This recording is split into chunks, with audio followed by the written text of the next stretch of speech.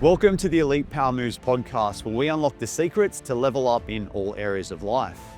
I'll be interviewing some of the world's top performers in their fields so that you can uncover and learn the strategies that have led to their overall success and apply it to your own life. Val, welcome to the Elite Power Moves podcast, mate, all the way from the US, Illinois. How are you doing today? I'm doing great, Michael. Thank you for having me. For the listeners that don't know, Val is one of my top mates in the US, and obviously probably the only person in the world that does what he does around genomics. And what we're going to do is delve into how we save men thousands of hours of guesswork and optimize their performance around their DNA and gene mapping. Val, first question. Val, most executives think they're healthy because they train and eat well, but they're still guessing. What's the real cost of relying on guesswork instead of genomic data? So that's a good question. So guessing is necessary in life. You have to make educated guesses, right? You have to make calculated guesses. And in the past, we had less data, so we had to make more and more educated guesses, sometimes wild guesses.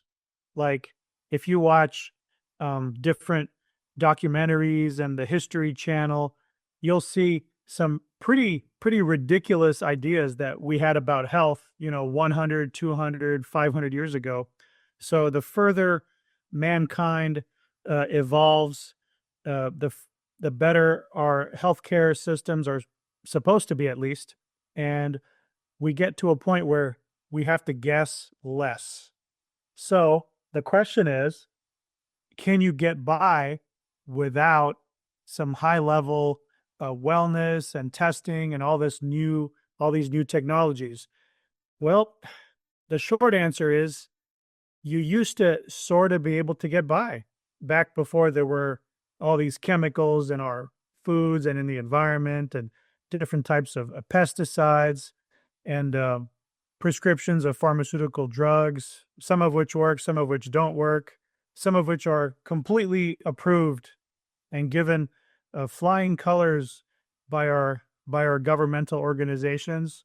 And then a few years later, we only to find out that they banned them because it turned out that they weren't as good as they thought. So, that's kind of like the long and the short of it. It's probably a good idea to get into some little bit higher level coaching, because unfortunately, health is no longer par for the course. It's now almost an exception as opposed to a rule. Yep. Because if you look at all the different chronic diseases, they've all gone up. So it used to be very few people were obese 100 years ago. Very few people, had like childhood cancers. I mean, scientists would fly across the country if they heard that some kid had cancer. It was like so unusual. And there was no obesity epidemic. There was none of that. So how can there be no obesity epidemic, no cancers, none of this stuff, when back in the old days, everybody was drinking like 3-4 shots of whiskey a day and, eating lard and everything. So it doesn't make sense if you think about it. Yeah. So now we have to take a better look and see what we can do. I guess that's where expression of the gene comes in, I guess, with what you do of like when you talk about like the foods that we eat now that are full of herbicides and pesticides. And I do remember you talking about someone that you were working with that, thought they were healthy and couldn't figure out why they were off. That you identified that they were, playing golf a few days a week and they were around a lot of pesticides that were being sprayed in the golf course, or using different body washes and stuff like that. I guess a follow-up question for that one, can you give me an example of a situation like that you've seen before where someone has had some, had to have an expression change for their gene with a lifestyle intervention? Oh, absolutely. So one of the problems with different types of chemicals and pesticides is some of these chemicals, I'm talking about plastics. So that's BPA, PFAS, PFAS. You can look up these compounds on any search engine, and you're going to see hundreds of studies, a lot of research being done. So I had a I had a patient who was obese. There was a lady in her 50s, and she lived in a part of the country. I live in Illinois, so she lived somewhere near here, and she was, of course, living close to farms and exposed to lots of these compounds, including plastics, including BPA, PFAS, all types of different chemicals, glyphosate, etc.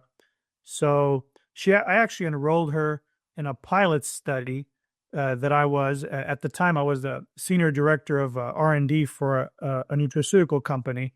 This was a few years ago, and I was running a small clinical trial, a pilot study with different types of binders that can um, basically absorb some of these compounds, but also prevent them from entering your body. So we put her in the study, and she had very good results. She was losing some weight. She also felt better, had more energy. Um, it wasn't like a placebo effect. She felt something. It was definitely there. Not that the placebo effect is bad. It's actually great to combine the two, because if you believe in something, that's going to work even better. But besides that, it actually did work. All the different things we had her do. So she's very happy. Yeah, and I guess most people don't realize all these chemicals and everything that's out there. They know about them. Everyone does. It's like the pharmaceuticals at a doctor. Like they know about them, but they don't understand them. Um, Val, my next question: when you look at the DNA of a top performer, what separates those who just manage stress and those who thrive under it? Oh, that's a very good question.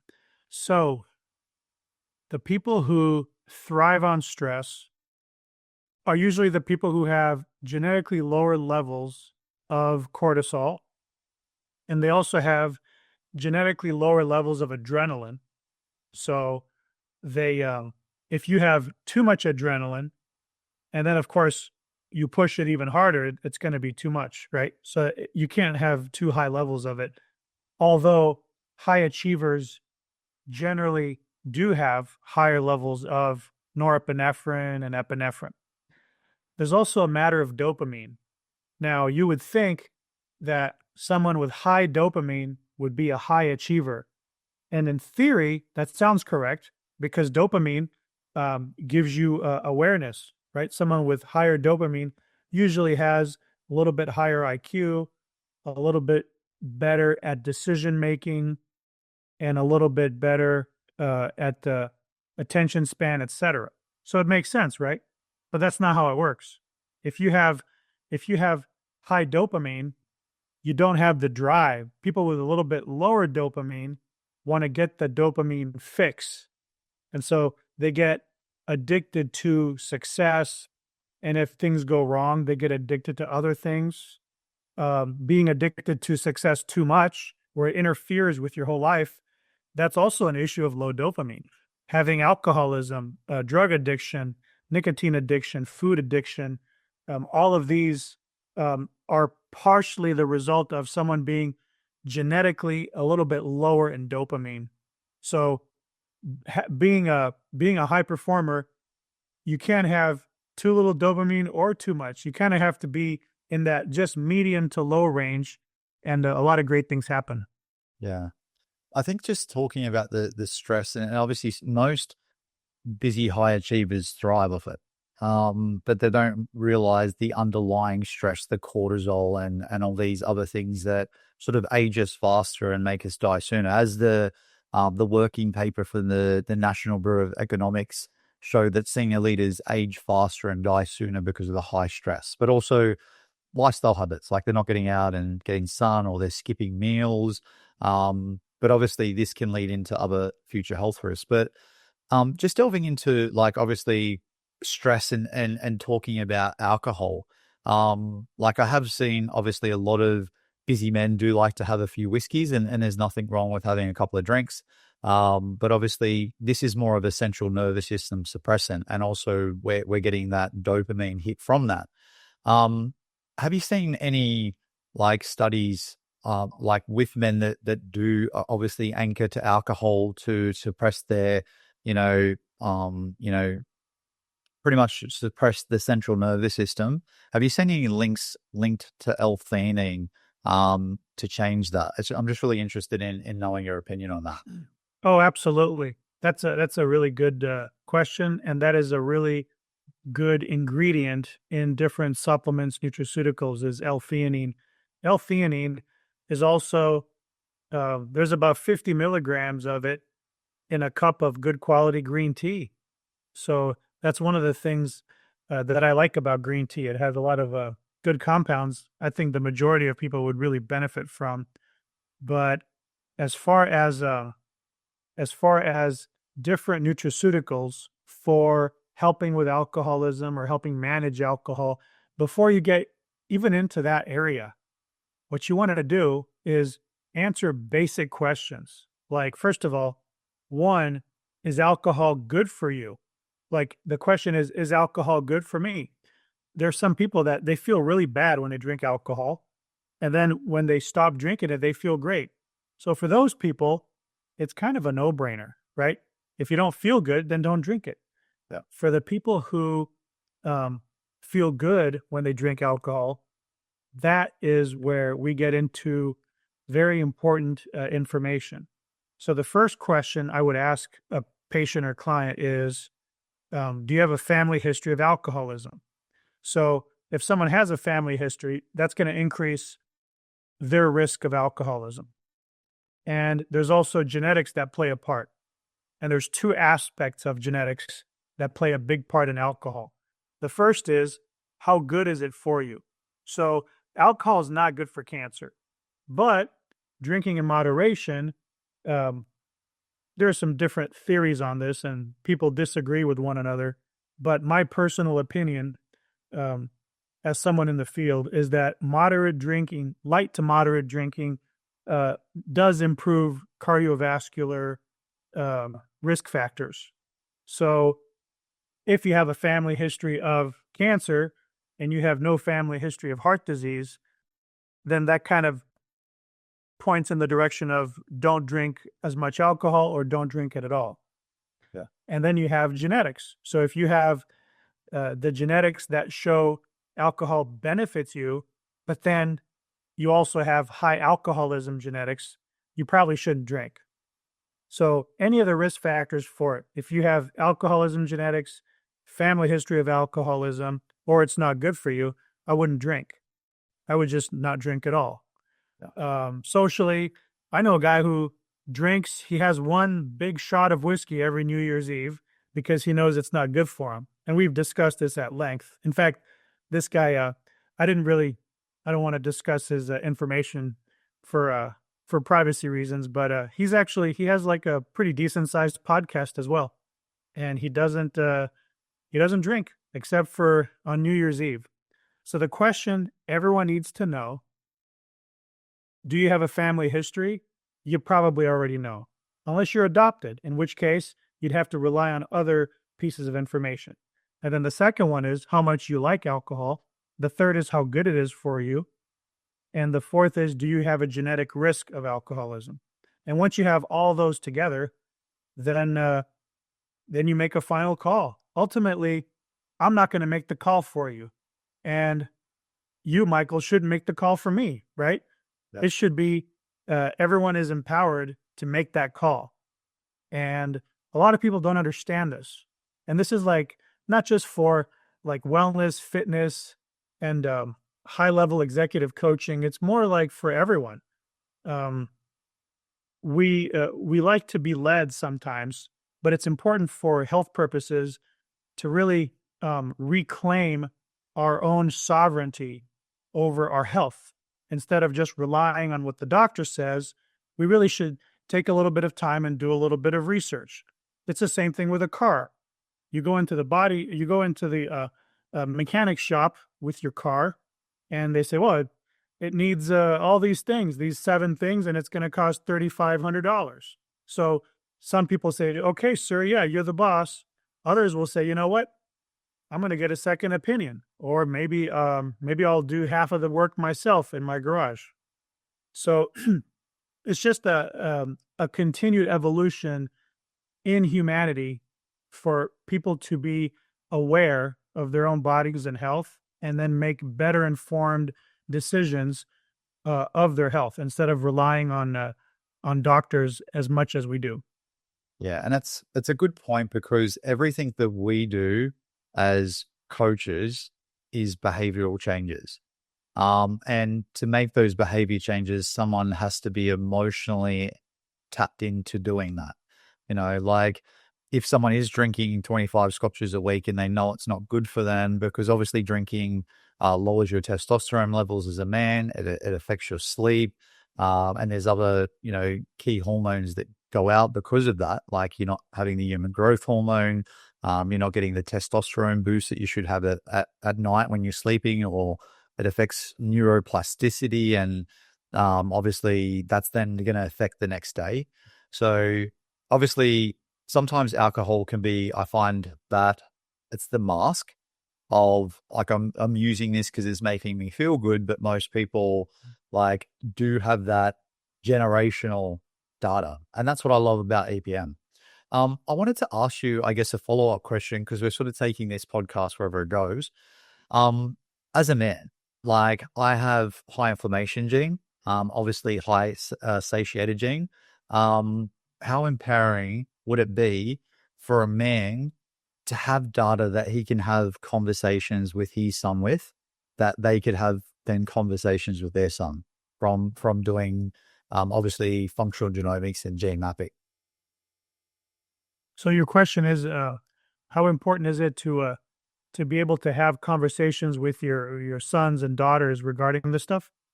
Yeah, well, because we talked about like past habits, and finding out what's in our gene data is obviously going to be passed on to generation. So, like if we're finding out we have high inflammation gene and satiated gene, how like I'm what I'm sort of asking it is what would be the fulfillment for someone sort of knowing this stuff to pass on to their kids to have conversations about? Sure. Yeah, that is a very deep subject. I'm glad you brought it up. It's not an easy answer, but um, it depends on philosophy of life.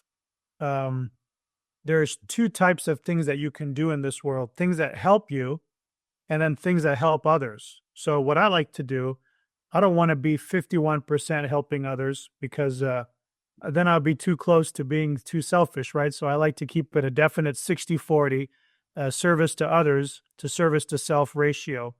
You can't not help yourself, because then you won't be very useful to yourself or anyone. Um, so service to others includes your family. And I think one of the prime directives of any being is to make sure that you pass on the torch, pass on knowledge, and it's not necessarily to your sons or daughters. And um, maybe your wife can't have children, so you have nieces and nephews, and you help them out. Or if you don't have nieces and nephews, you can help out at other organizations in your town or city. So you're always trying to pass on information, and that's actually one of the biggest problems or issues with every issue. So every issue, every organization, every government, every company, the number one problem is when someone retires, passing on the torch to the next person, training that person, making sure that they can do a good job. That's actually it's like an industrial organizational psychology.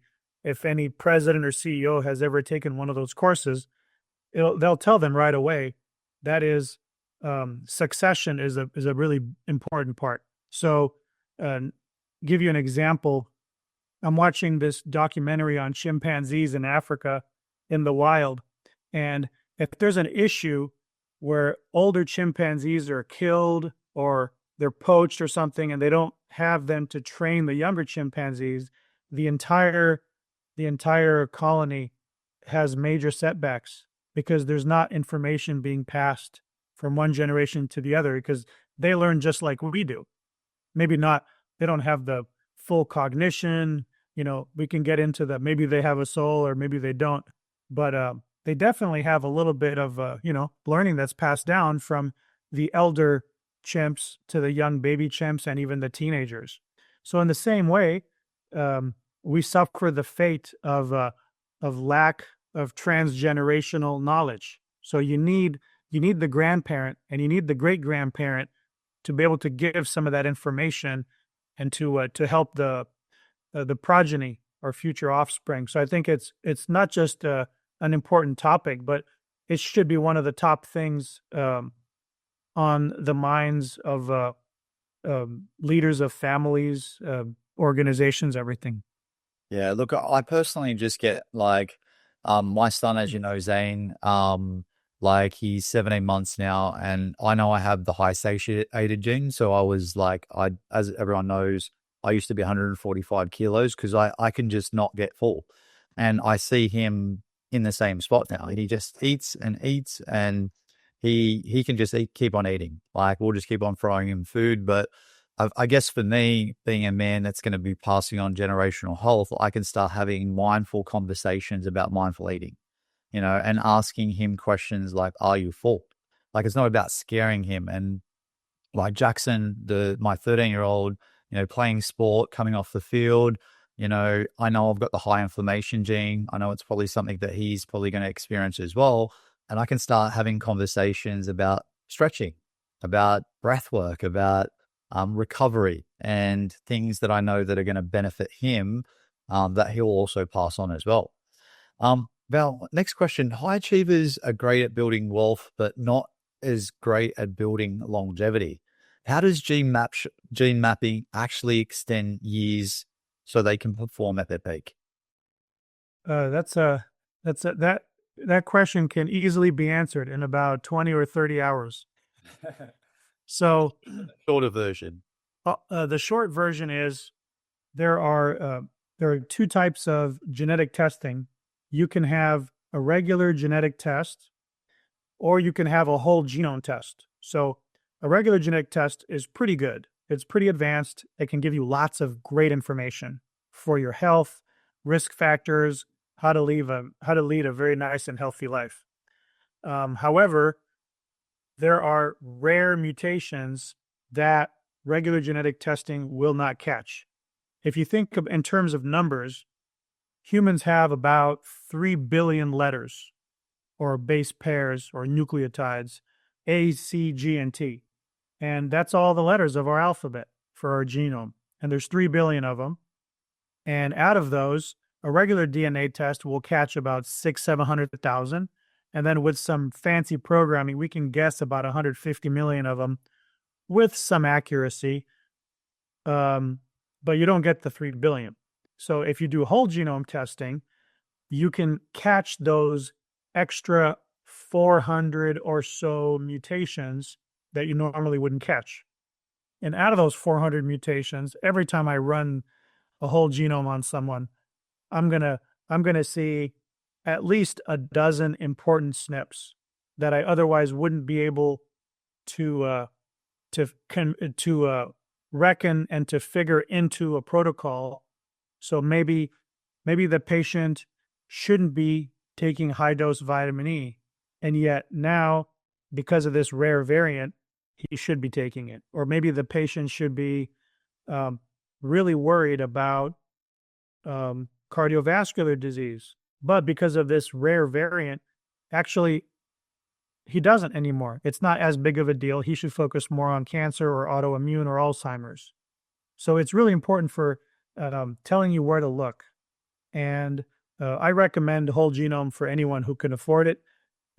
If you can't, regular genetic testing is great as well. Way better than having no information. Yeah, I guess with the 12 like extra snippets that you'd get out of gene mapping, what would be one or two in short that would make a big impact on someone like performing at their peak, long past, the 60s and so on? Yeah, that's a very good question. So, um, if you do full gene mapping, whole genome sequencing, sometimes you catch things in the mitochondria. And I know you've probably heard that term a lot lately because it's a catch term. It's a catchword. It's very trendy. Everyone's talking about mitochondrial health. I mean, it's so catchy and trendy. It's almost as trendy as microbiome, right? Microbiome health. How's your gut health? So, mitochondria, the mitochondria is what burns calories. It burns fat, and it's in every cell of your body.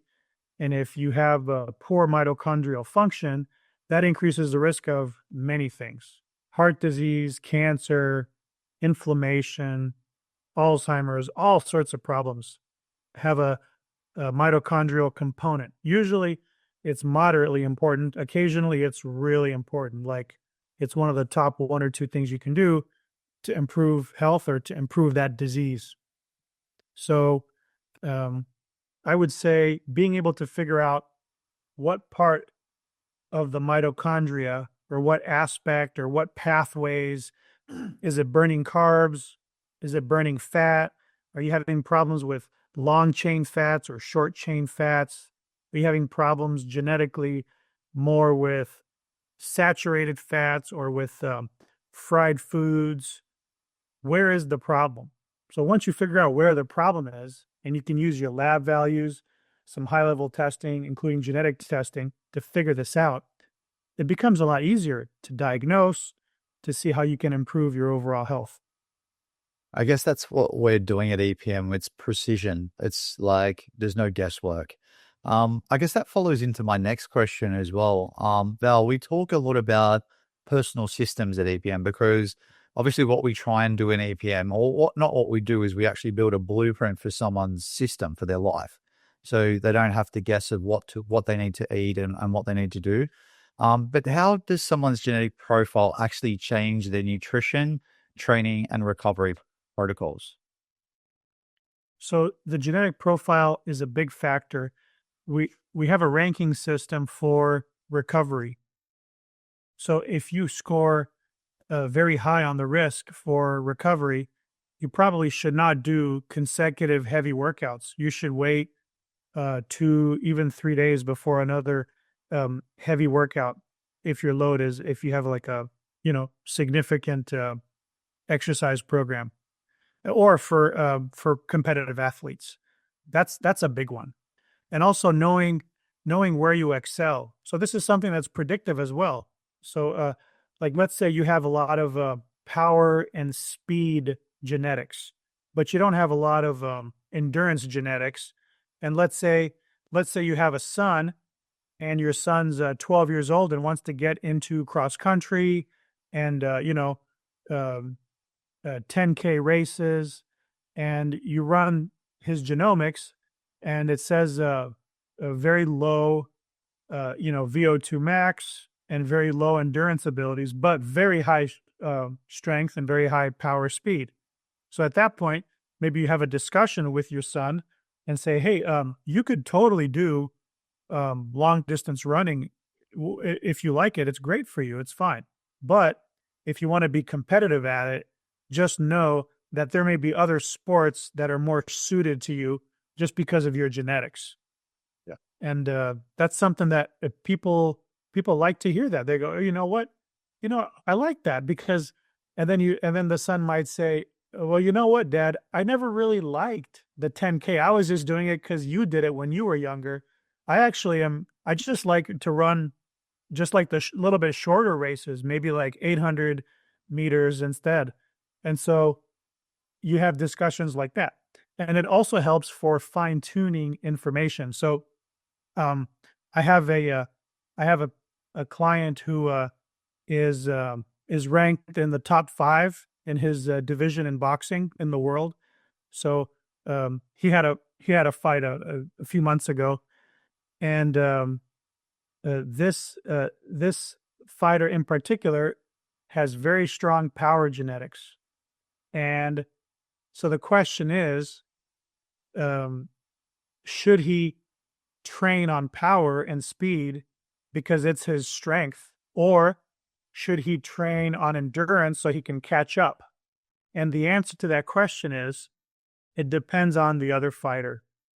So if the other fighter is the cardio fighter, but he has maybe a little bit of a suspect chin, then he actually should maximize the strength, power, and speed, and not really do so much cardio, because that will maximize his chances of winning the fight early.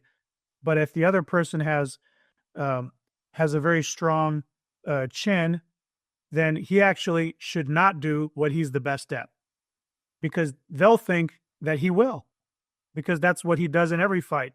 So he would do like he would actually do like an opposite thing where people think he's doing A, but he's really doing B. And if he focuses almost like 90% on endurance as opposed to power and speed, he'll have more endurance. He won't be as high in endurance as, let's say a Floyd Mayweather, but he'll actually have much better outcomes. So knowing your strengths and weaknesses is a huge advantage in any sport, regardless of whether you want to switch sports or stick to the sport that maybe doesn't match as well with your physical abilities and genetics. I really love the, like, obviously I do the active gene reports at EPM, and I really love delving into the VO2 because, like, explaining it to men like that are 40 and 50 that might be struggling to sort of like, yeah, they're sort of getting into exercise and they're getting back to it. And they're sort of struggling to walk up the stairs, you know? And I like to sort of talk about the genes and why they do what we do, and what type of training we need to do to fix that. But also ask them, like, what does it feel like now walking up the stairs? What's it going to be like in 10 years? So, I guess another follow up with that is recovery. You talked about recovery. It is Yes. it is the crucial part for busy executives that we work with. Like, they need to know how to recover quickly, because they've Right. obviously time monitored.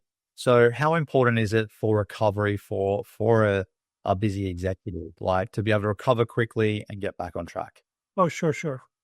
So the answer to your question is you need to try to figure out what are there are three big scores regarding exercise and muscle recovery. Um, the first one is exercise recovery, which we have a panel that measures whether you have faster, average, or slower exercise recovery. The second panel looks at muscle recovery for things like weightlifting. And the third one is tolerance to exercise intensity. So if you have really good exercise recovery, then you could exercise more often, and it won't adversely affect you as much. If you have really good muscle recovery, you don't have to wait 4, 5, 6 days before hitting that same part. So a lot of people, when I was lifting weights, I used to go to Vince's gym in Toluca Lake, California. This is where like a lot of Mr. Universities and Vince Gironda had, I think half of all Mr. Universities from like the 50s, 60s, and 70s went to his gym. So there was like a huge influx of information on, you know, weight cutting, weight loss, muscle growth, all sorts of different diet strategies coming through that gym. And people did 3 weight groups, right? So they were doing like chest, back, and shoulders, biceps, triceps, forearms, abs, and then on day 3 they do legs, just as an example. And you're supposed to repeat the same muscle group every 2, 3, 4, 5, 6 days. The question is, what's the answer? And no one ever had an answer. And it took me. So I was having these discussions with not just Vince, but Win and a few other guys back there. And this is like in the early 90s. And it took me 30 years to finally figure it out. It's all in your genetics. So muscle recovery, if you have fast muscle recovery, you can hit every muscle group every 2-3 days. It's no problem. If you have the slow muscle recovery, you can't do that. You're going to wear down your muscles. You're going to wear down your ligaments and tendons. And eventually you'll stop lifting because you're just going to keep getting injured or you're very sore. So you need to do like 5 days. So just depending on whether you're fast, average, or slow, you hit every muscle group anywhere from 2 to 6 days. For exercise intensity, if you can handle high intensity exercise, you can do every day some high intensity exercise. And if you do a really, really heavy load, I would say just take one day off or just take one day with low intensity exercise.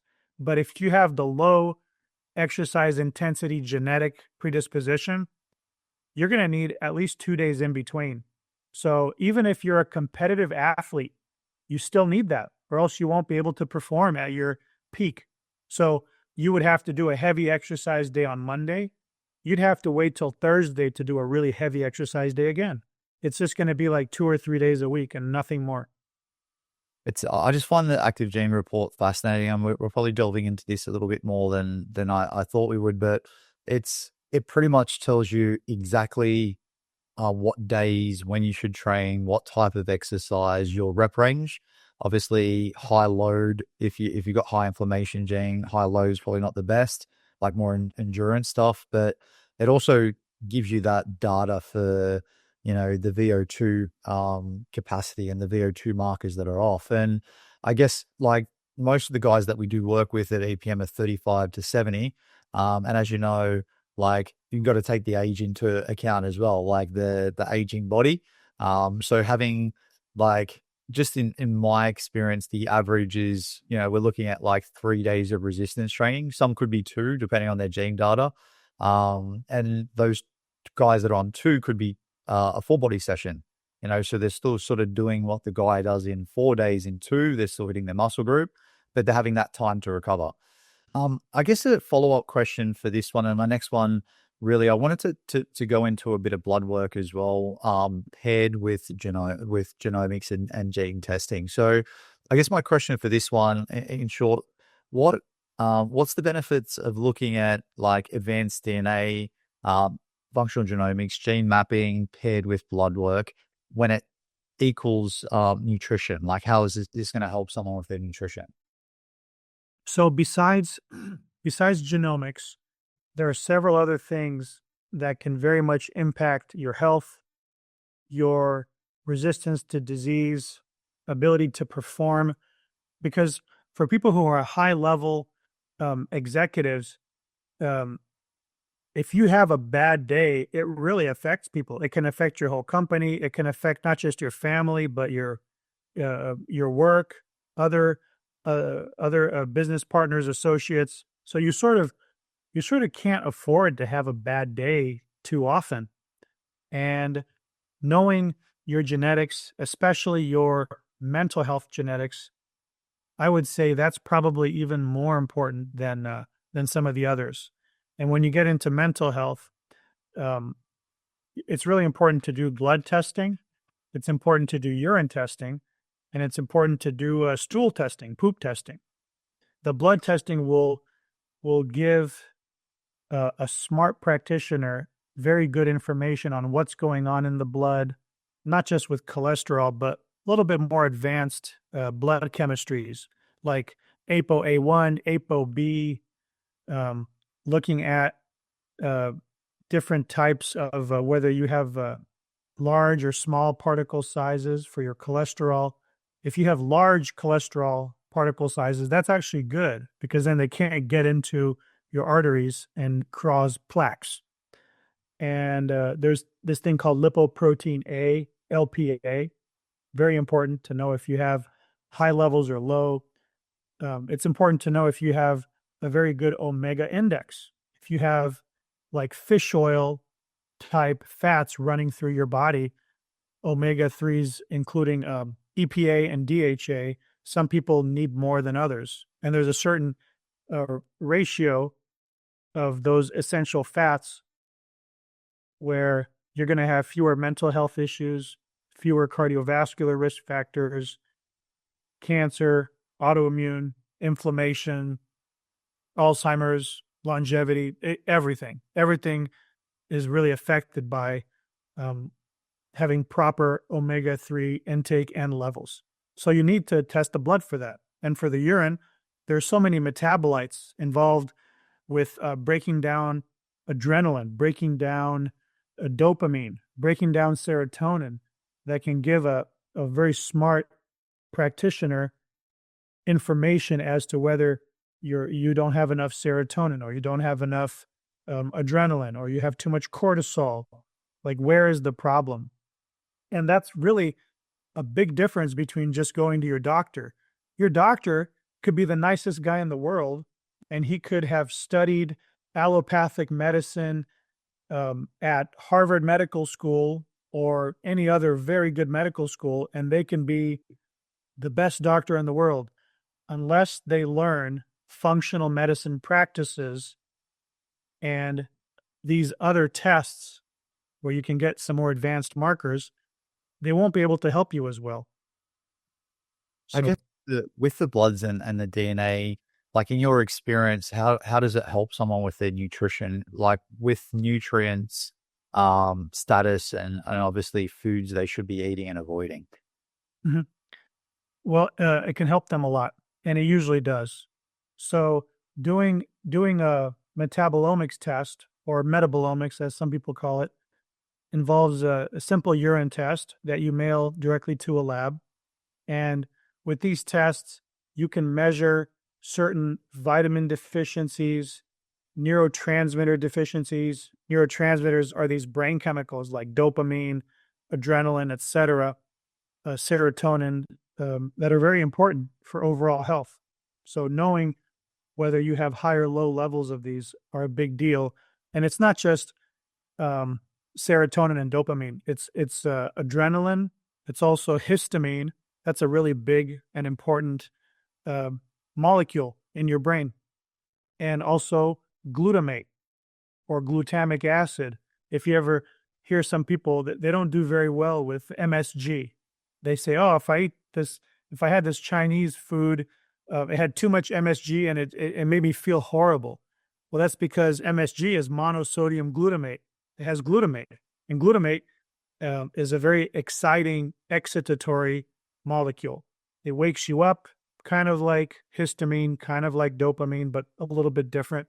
So, knowing whether you have high or low levels of all of these genetically, and also you test your gut microbiome because your gut microbiome also makes dopamine, serotonin, all of these other compounds. It makes the same. So, if you have low function gut microbiome and genetically you don't make it, then you're never going to make that one molecule in enough quantities to be healthy.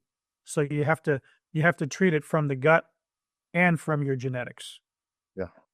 I'm a big fan of like obviously the nutrition side of EPM, of like how we pretty much put a piece of paper out and say these are the foods you should be avoiding, and this is the supplementation and the foods you should be eating. That sort of match your blood work and DNA, because obviously it makes a big impact. And then, um, Val, you've seen thousands of genetic profiles. What's one thing most busy men don't know is written on their DNA, that's holding back their energy and focus?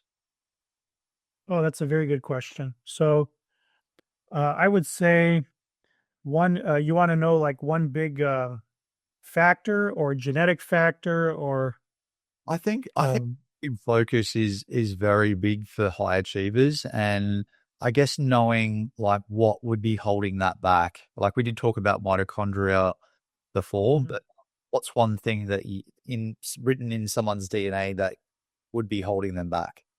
sure. So one thing that would be holding them back is the inability to control cortisol. So cortisol is a very important emergency um, hormone. Your body secretes it. It secretes it um, with these little glands, the adrenal glands that sit um, next to your kidneys, and within seconds, cortisol is all over your body. So it's like a very important hormone. It's an emergency fight or flight hormone. Cortisol goes up. That lets your body know, okay, it's go time. Like someone's attacking my family. There's 5 seconds left on the shot clock and I have to score a point. Whatever, some kind of an emergency. So uh, dopamine goes up, adrenaline goes up, focus goes up, power and energy. You've heard of these mothers that can lift entire cars when the child is stuck under the car, and some normal human being does incredible things. All of this happens usually with big cortisol and adrenaline dump. So I would say um, managing cortisol, if you have high levels, which it's not that hard to test, we can test that uh, to be able to reduce it.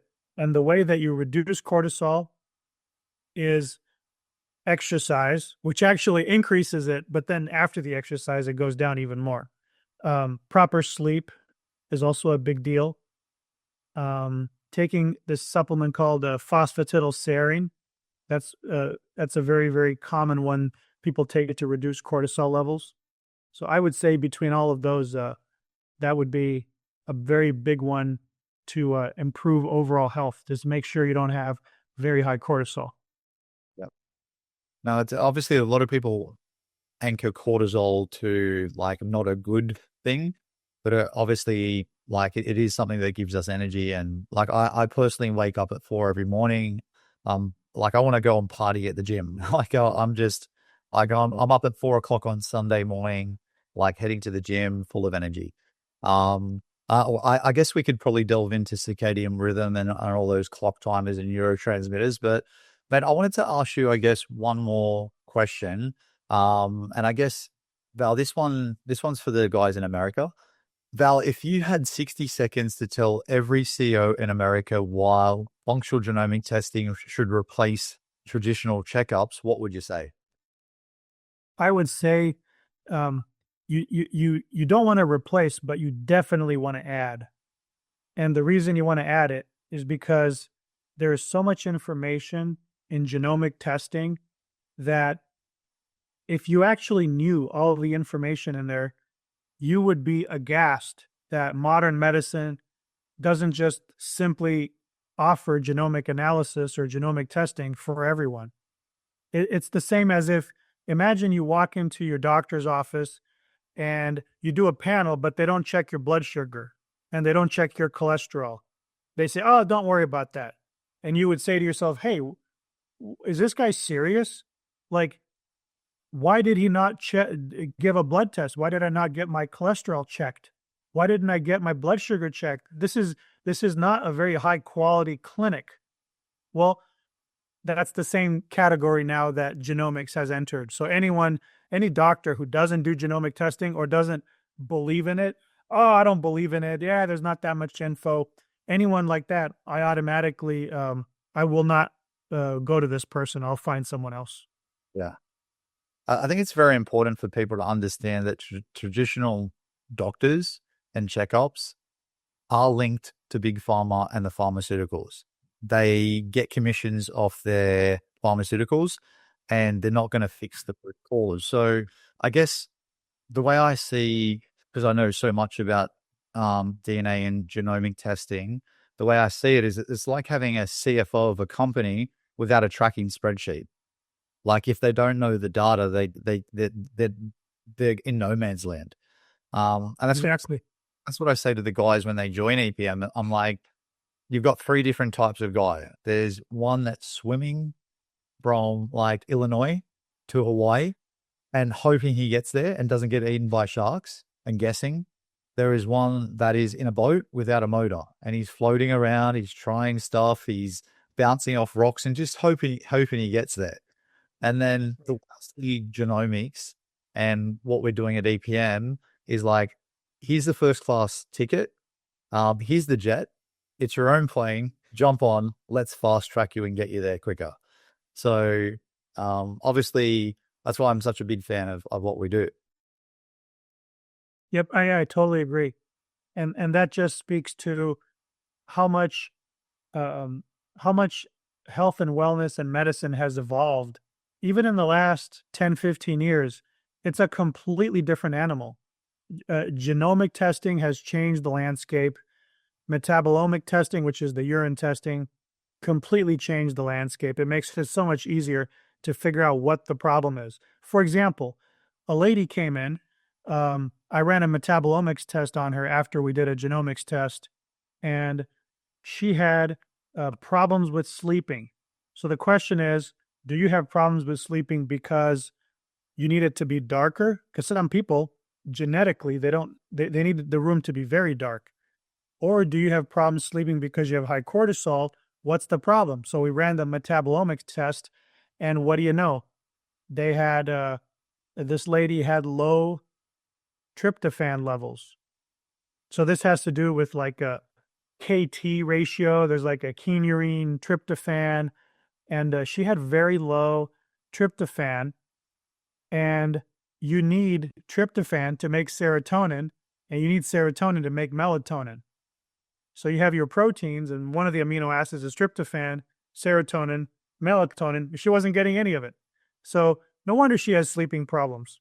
And she was on the 82nd percentile of overall insomnia genetics. So she already has an overall high risk. And I'm sure there's some different genes along that pathway, as well as other genes that, we still don't understand fully in human genomics, but we know that she has a high risk. So guess what I recommended to her this morning? Increase tryptophan intake, and I guarantee you within a month she's going to be feeling a little bit better. Yeah, it's not almost a little bit better. Like what you're sort of doing is impacting someone's life, their self-esteem, and that's the thing Yeah. about EPM is because it's pretty much like we put a piece of paper together and we say these are all the bad things about you that you need to stop doing, and here's all the good things that you need to start doing. And the whole thing is about like belief system. It's about habits, about identity. It's about who we become. And obviously, as you know, at EPM, it's all about that anchor. Like most busy high achievers, they want to end up on the top of the mountain, like refreshed, freedom, like fulfillment. But most are heading up there with disconnection, burnout, and regret. So, Val, I wanted to jump into my famous rapid fire questions just to finish off the podcast. I'm going to shoot you a few. Sure, absolutely. Um, so, Val, first one, what's the most important lesson you've learned as a high achieving CEO? The most important lesson is I need to manage my ADHD levels because I have a little bit of ADHD. And of course, my wife would say that I am completely off the rails.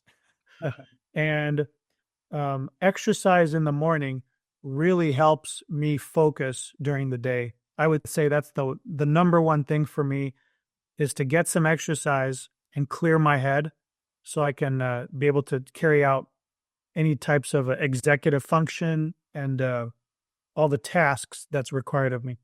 Yeah, and because I'm ADHD as well, we're ADHD brothers. I get you, and that's an emotional intelligence thing, knowing yourself as well.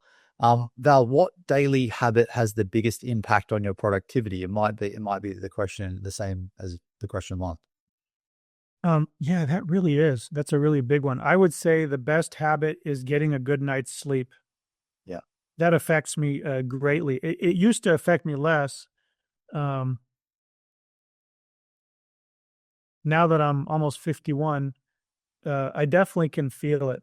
Like I could still, if I had to, I've stayed up till midnight, 1 a.m., 2 a.m., no problem.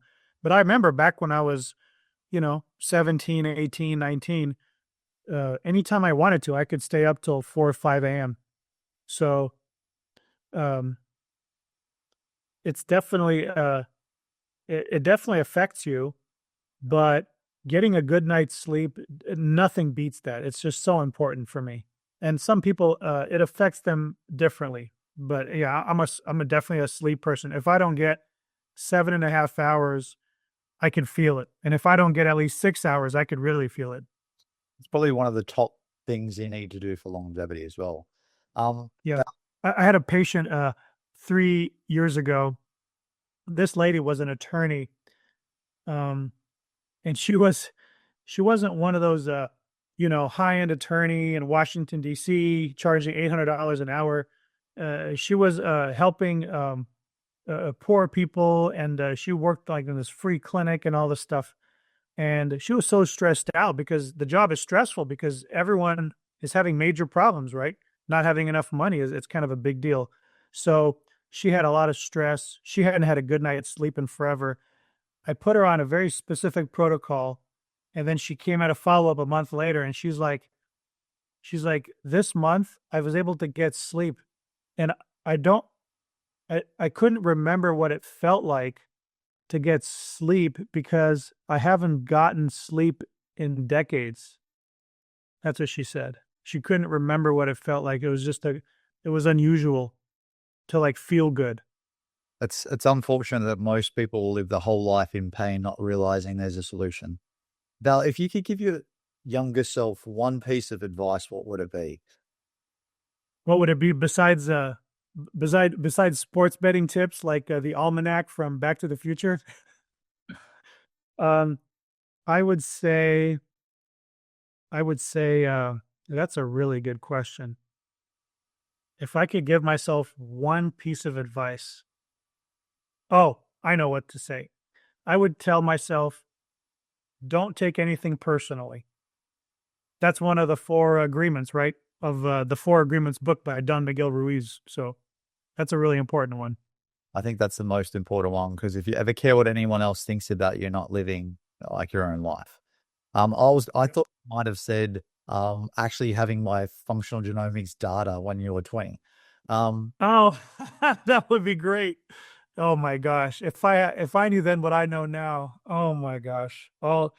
I would be able to um yeah, it would be a very interesting it would be a very interesting repeat of this life.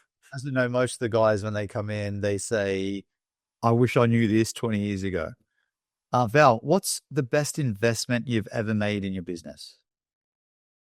The best investment was to adopt high-level genomics uh testing and analysis to my health business. And I did that in 2017 and 2018. That's the best investment I ever made. It's definitely something that no one else does in the world that I see. Very And individual. not the way I do it. And not that's not to say that other people don't do a good job or that I'm better than someone else. But yeah, I definitely have a unique perspective in that I have unique algorithms I developed alongside other algorithms other people developed. But I also pull information from traditional Chinese medicine, Indian system of Ayurveda. I pull information from glycomics or blood type diet associated theories. I pull information from microbiome research, metabolomics, um, and some epigenetic markers. So it's like a eclectic blend of information. I don't really care where it comes from as long as it's accurate, it's documented, and it works on my patients. 100%. That's why you are the best because you care about what you do. Val, how do you handle stress and stay focused under pressure? Um, Handling stress, if I'm in a medium high stress situation, I do just fine. I am great at that. If I get too stressed, I tend to panic. And that's because I have very high panic disorder genetics. I've never been diagnosed with panic disorder, but it says it in my genetic file. It's just plain as daylight. And then as soon as I saw that, that's the first time I saw that was probably 3 years ago when the panel first came out. And I thought, that explains like the last 20 years of my life because I can handle stress better than the average person. But once it gets to like, you know, panic mode, once it gets over there, it's like something changes. And I go into panic and I'm like unconsolable for, a few hours or even a few days. And that's happened to me a few times in my life. And it just makes perfect sense. So knowing that is such a huge load off of me because I thought there was something wrong with me. So ever since I knew that, anytime I have some really significant issue, I just think to myself, oh, well, I usually panic in this instance. So now I'm just going to take a couple deep breaths of air. And instead of treating it like it's a 9 out of 10, I'm just going to treat it like it's a 7 out of 10 and everything will be great. Yeah. It's like I always say, the DNA is like a storybook of your life. Last question. What's your drink of choice, Val? My drink of choice, um, well, I do drink a little bit of alcohol. Good quality, dry, big flavor red wine. I like the non-alcoholic drink. I really like pineapple juice. And interestingly, pineapple juice contains certain types of sugars that are really good for kidney health and uh, all sorts of different bacterial issues because it contains mannose. And if someone has like a urinary tract infection, they give them uh, a cranberry, right? Cranberry juice. Cranberry juice has a lot of mannose, but pineapple has even more. So I would say pineapple juice. Both are very good choices because obviously red wine is good for your heart. It's part of Yeah. the diet as well. But Val, I wanted to I guess end this podcast. It's probably one of the ones I was looking forward for the most because we've got to know each other over the last couple of years, and we're doing some big things with the guys in the US and also the guys in Australia with EPM. So I wanted to say thank you so much for your time of coming in today. I really respect you, and it's really good to get to know you a little bit more today on the podcast. Likewise, very much likewise. Thank you for tuning in today, and I hope you found the discussion useful. Our goal is to positively impact the well-being of 1 million people's lives just like you by sharing the experience and knowledge of some of the world's top performers. So you don't miss out on any key strategies to help you succeed, make sure you hit the subscribe button below. And if you think you may know someone that would benefit from this episode, join us in our mission of impacting 1 million lives and share it with your friends.